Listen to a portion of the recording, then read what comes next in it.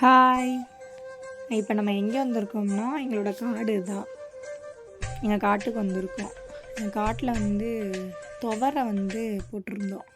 சரி அதான் காட்டுக்கு வந்துட்டு போகலான்னு சொல்லிட்டு இப்போ வந்தோம். இதுதான் துவரை. நம்ம சாம்பாருக்கெலாம் யூஸ் பண்ணுவோம்ல துவரம் பருப்பு, அதுதான் இப்போ எங்கள் காட்டில் போட்டிருக்கோம்.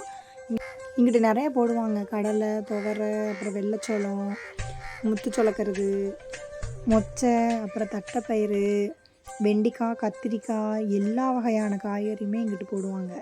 நாங்கள் துவரை தான் போடுவோம் மேக்ஸிமம். போட்ட இடத்துலையுமே அவ்வளோத்துல தான் முளைக்கவே இல்லை.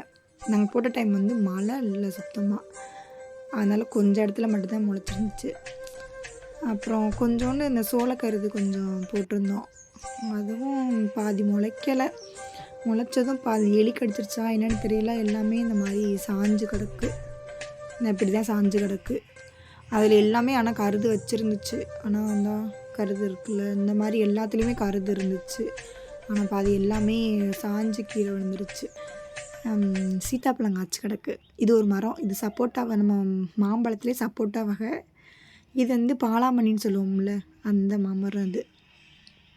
சரி, இது எப்படி எவ்வளோ பெருசாக வந்துருச்சு பார்த்திங்களா. இதுலேருந்து நீ பூ பூக்கும், பூத்துட்டு அப்புறம் அதில் காய் காய்க்கும்.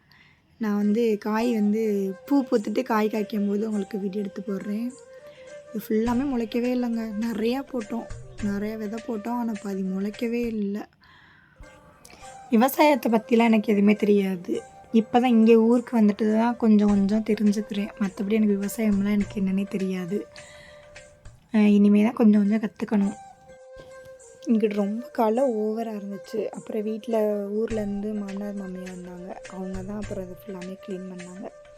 இனி இந்த கேப் ஃபுல்லாமே மொச்சை போட போகிறோம். அதை நெக்ஸ்ட் வீடியோவில் காமிக்கிறேன் உங்களுக்கு.